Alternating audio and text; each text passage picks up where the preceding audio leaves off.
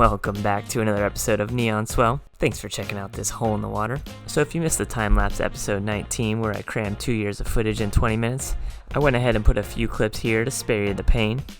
Now I really apologize for all the headaches caused from that episode.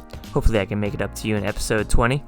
Now, as much as I hate advertising, and before we get too involved with this episode, I'm going to bombard you with a shameless plug of Neon Swell's newly created store. I put a few epic stickers of Neon Swell up for sale on this store. All proceeds are going to go ahead and support this build. Now, I also started a Patreon account for Neon Swell. I'm not trying to e-beg here, but if you feel obliged and would like to make a lasting impact on this build, feel free to head over to Patreon and help out the Neon Swell channel. We have a few goodies over there, including the stickers mentioned before. And if you don't want a sticker, then I'm sorry about this ad, and hopefully you can enjoy the rest of the video ad-free. Come on. Come on, puppy. Hi. Alright, so I'm headed back on the boat today. Gonna try to see if I can find a spot for a scuba dive tank, maybe even two. And I think below one of the beds is probably the best location. This thing's quite a bit heavier than I thought it would be. So we'll just check and see exactly where this tank is gonna fit inside the boat.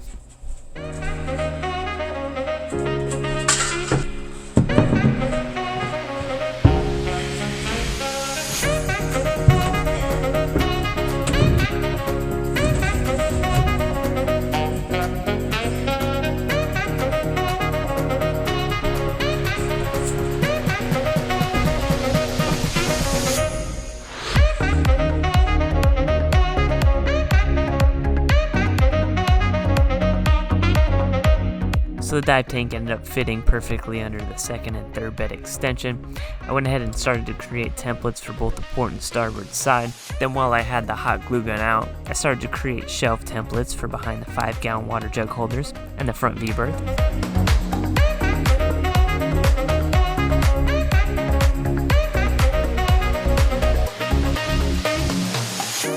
I don't deny there's some strange evolutionary process going on. But mankind won't be destroyed. The fact that you and I are working here today is evidence of that.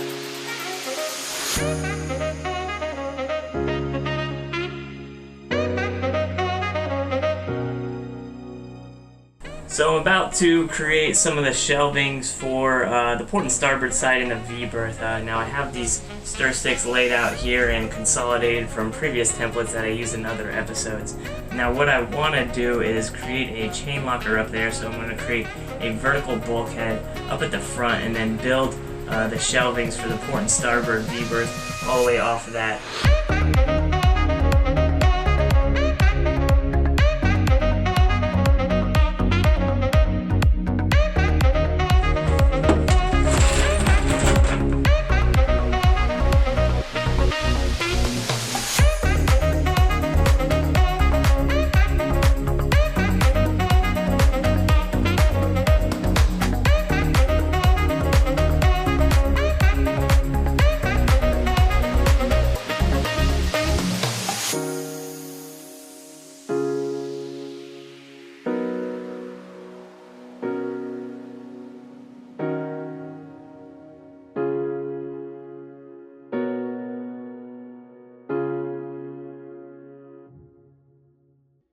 So I'm back on the boat this morning taking a look at some of the templates I created the other day. Now if you saw in the previous clips, I started to create the template for the front V-berth shelving. Now I have those templates cut out of both insulating foam and plywood. What I ended up doing there was going to the hardware store and getting some insulating foam, thinking that I could create a sandwich core with that insulating foam and have some structural rigidity with saving with the weight. But I ended up doing a test piece last night, and here it is there. It actually doesn't pass any of the tests that I put it through, so I'm going to go ahead and scrap that idea. So that's when I cut these plywood shelves this morning. Now what you can also see is I have the front anchor locker template created and then cut out the corresponding plywood bulkhead, I guess. And then I went on to cut out or create the galley shelf behind the 5-gallon water jug holder, and then cut out the corresponding plywood shelf. And last but not least, I went ahead and created the dive tank templates right there. And we're gonna go ahead and see exactly how they're gonna fit inside the boat. Okay, so I'm gonna go ahead and dry fit this anchor locker bulkhead here and see exactly how it fits inside its location.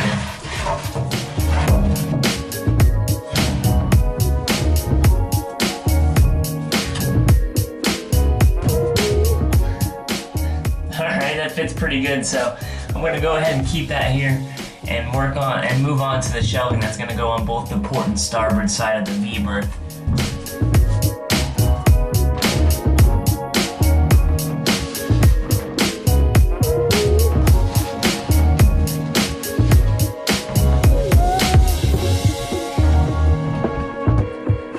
Alright, so I have a shelf here for the starboard side. Now what I'm gonna do is put these brackets up against the wall before I even install or try to install, and I'm going to let these dry. These are all going to be made out of Divinycell, but before I go ahead and do any of that, I want to dry fit this piece. Now, going back with the main theme of this boat, poor man's boat is made of scraps. I didn't actually have enough wood here to create the entire shelf, but I'm going to do some tricky business a little bit later on and create another kind of bigger part of the shelf. So let's go ahead and take a look at how exactly this fits inside the boat. So the port side shelf fits around that location. I go ahead and take the Divinycell brackets there and fit them in a spot where I think it's going to give the optimum support in reference to the back bulkhead. Now I will give you a little bit of a spoiler alert. I actually don't end up using the plywood for these shelves. I make a run to the fiberglass store to pick up some NIDA-Core for the first time. Yeah, that looks like it fits pretty well. So I can probably go ahead and draw lines on this and figure out exactly where these brackets are gonna go. So yeah, let's take a look at the port side.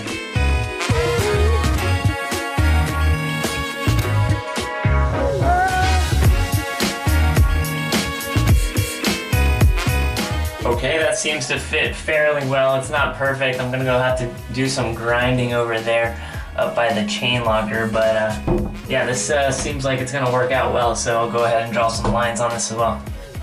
Now, last but not least, I ended up creating a shelf for the back side of the 5-gallon water jug holder inside the galley. Now, it's this piece right here, and let's go ahead and see exactly how it fits.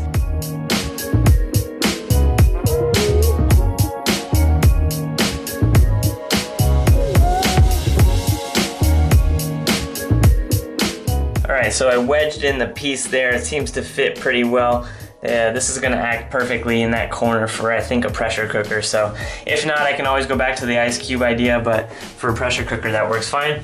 And let's go ahead and see how that 5-gallon water jug holder fits. 5-gallon water jug fits.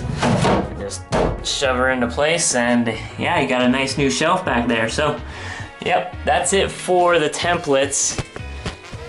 Now I'm gonna go ahead and try to epoxy a few things. I think the temperature is just right today, so hopefully we can get some things done and glue some things inside the boat permanently. So yeah, stay tuned for that.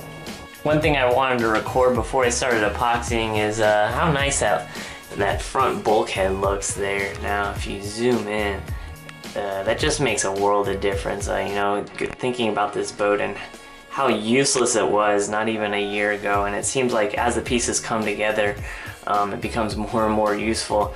And I find myself using the pieces that I put in before, and you know your boat's really coming along when you start using the components that you created as storage areas. So that's basically what I've been doing inside the boat, and yeah, it's the pieces are coming together, and I'm starting to see everything work out as planned, and you know, it's reassuring just to think of what this boat might be able to do on the water. So yeah, let's get to epoxying now. All right, I was kidding. So one more side note that I wanted to talk about. Now I mentioned the ice cube and the freezer kind of situation. What I've actually ended up doing was looking at the galley area. Now you can see right here, this is the whole galley. and I have some ideas, and I've actually taken some measurements to fit, I think it's an API cool freezer right there, and now it's a DC freezer, and if I ended up extending this hole just a little bit, maybe a foot or something like that, I can go ahead and create kind of a slide pull-out freezer, and then it'll slide back in. So I think I'm gonna go with that option, and that'll really allow for me to, one, freeze ice cubes or freeze any meats that I'm gonna have, and then two, use those ice cubes in the Arctic cooler, which should keep everything cool for, you know, more than a week. So I'll just keep taking refreezable ice cubes and just putting them back in the freezer, freezing them up, and then putting it back in the Arctic, and I think that's gonna work pretty well. So let's see how that progresses throughout the videos, but for now that's the idea. So yeah, now let's get to epoxying. Alright, so I lied again. What we forgot to test was the dive tank holders. Now, I went ahead and cut out these, and let's go ahead and see exactly where they're gonna fit. So this is a bracket here. Let's see exactly how it fits in regards to the tank. Now I'm gonna epoxy it straight to the hole there, and epoxy it to that bulkhead as well. So it should fit in there. And then I can create brackets for straps that'll go ahead and strap the tank there. So if I want to use this boat to just go diving for the weekend, I can do that as well. So that's the great part of building your own boat. So after testing all the shelves, I went ahead and mass produced the Divinycell brackets that I used in the previous clips. Now I made so many because these are going to be used not only in the front V-berth, but also for some of the other shelves that I have planned for inside the boat and in the hatches.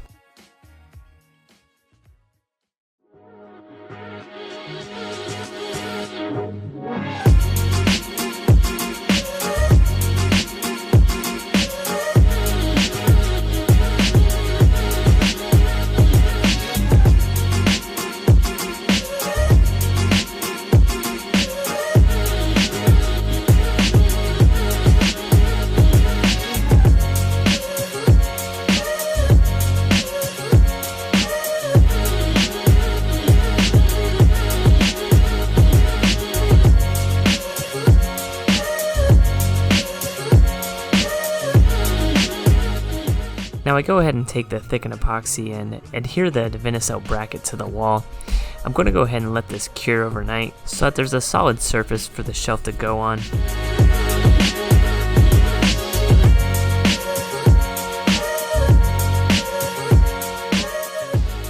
Now I'd just like to point out that the angle of the brackets will change in the future. Once everything is cured, I'll go ahead and sand these down to the proper angle.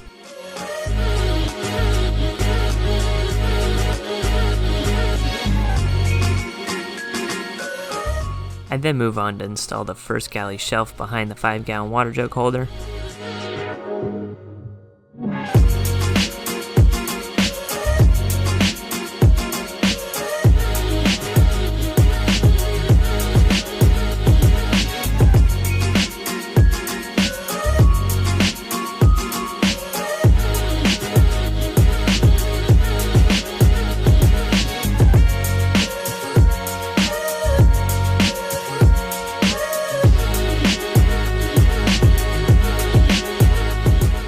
After installing the galley shelf, and as with most decisions on this boat, I go ahead and make an impromptu decision to add some structural grips into the main bulkheads.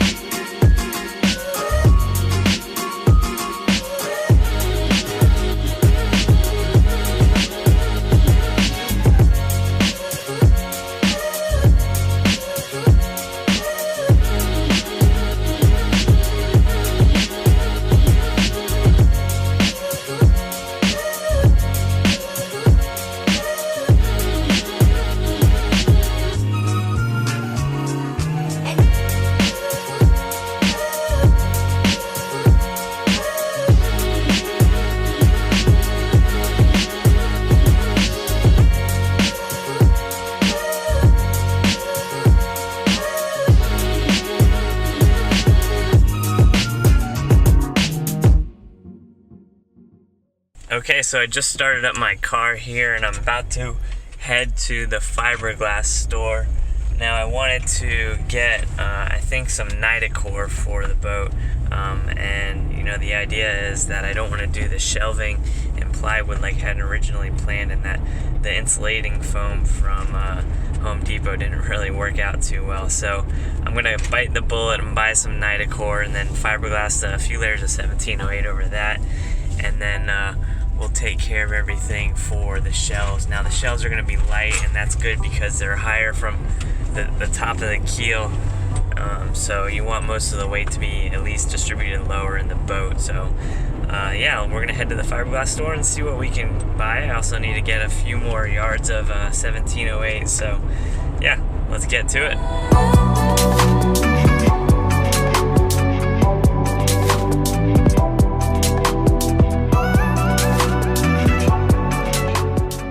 Alright, so I managed to fit the piece of NIDA-Core in my car, so hopefully I don't get in a car accident, but I'm pretty stoked I got a 4x8 piece. I actually had to cut it down, you can see that over there. So yeah, let's get home and get to epoxying. Alright, so I'm back on the boat yard. I got my piece of NIDA-Core here and the two templates for the V-berth shelves. What I've done, I've gone ahead and traced those templates over here on this little piece of NIDA-Core. I'm going to go ahead and cut that out now. So let's get that taken care of and then we'll get to epoxying that.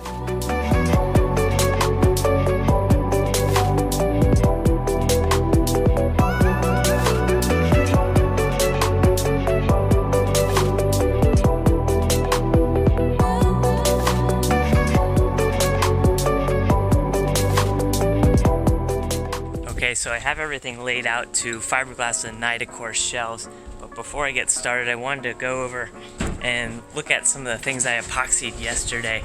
Now the brackets that I put in here, as you can see, actually glued extremely hard. So those brackets are all set up and waiting for the shelves. What I'm going to do is end up filing these down or sanding these down so that everything looks level, but I just put the identical brackets everywhere. And up in the V-berth too, you can see 1, 2, and then 3 over there. So I'm gonna go ahead and sand those down when I start putting in the shelves. But let's go take a look at the NIDA-Core shelves and all the fiberglass that I laid out for them to be epoxied. Alright, so here's my little workstation here, and I have all the shelves for the galley area and the front V-berth, so port, starboard, galley area shelf. Now, as you can see, I have the fiberglass here has been piecemealed together, but we'll go ahead and glass that up now, and hopefully it comes out pretty well.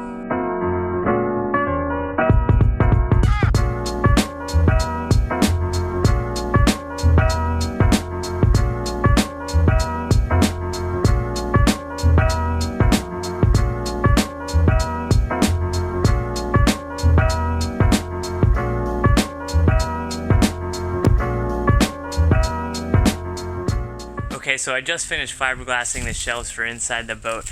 What I ended up doing was using one layer of 1708 on each side of the NIDA-Core. So this is the first time I've used NIDA-Core before, but I don't really think I'm going to have any issues with it. This is going to dry pretty strong. So okay, so I'm back in the boat now. I just finished fiberglassing the shelves that are going to go in the galley right there on that bracket, and up front in the V-berth.